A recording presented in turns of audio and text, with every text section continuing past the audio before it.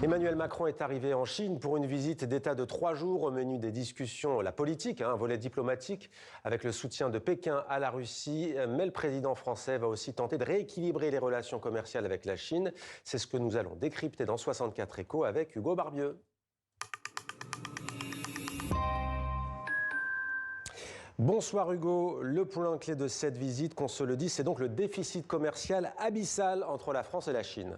Oui, Mohamed, et Emmanuel Macron résume l'enjeu d'une phrase: nous ne pouvons pas simplement être des consommateurs de produits chinois. Pour autant, la balance commerciale est extrêmement favorable à Pékin. Le déficit s'élève à près de 47 milliards d'euros, un chiffre qui a doublé en 10 ans. Et on le voit sur ce graphique, les exportations de la France vers la Chine sont quasi stables sur une dizaine d'années, tandis que les importations, donc depuis la Chine vers la France, elles ont explosé.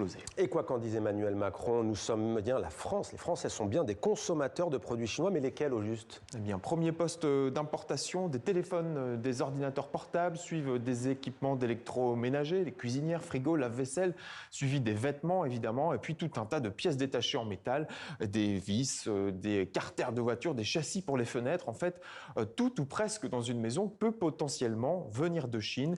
Et n'oublions pas les voitures électriques et les batteries pour près de 3 milliards d'euros rien que l'année dernière. Ça fait beaucoup d'objets et de biens du quotidien en effet, Hugo. Et dans l'autre sens, est-ce que la Chine achète des choses à la France? Oui, des produits à plus haute valeur ajoutée, notamment de l'aéronautique et du spatial. Airbus y a par exemple ouvert une deuxième ligne d'assemblage d'A320 et des moteurs Safran se trouvent même sur des avions chinois.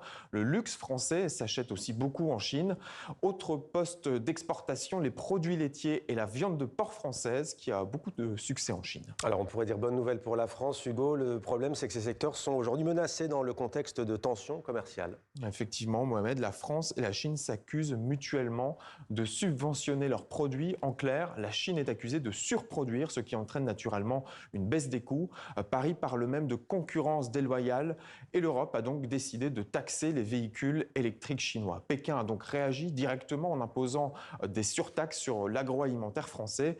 Et puis enfin, la France a demandé la fermeture du site de vente en ligne Chine en raison notamment de la présence de poupées pédopornographiques sur son site. On vous en a beaucoup parlé.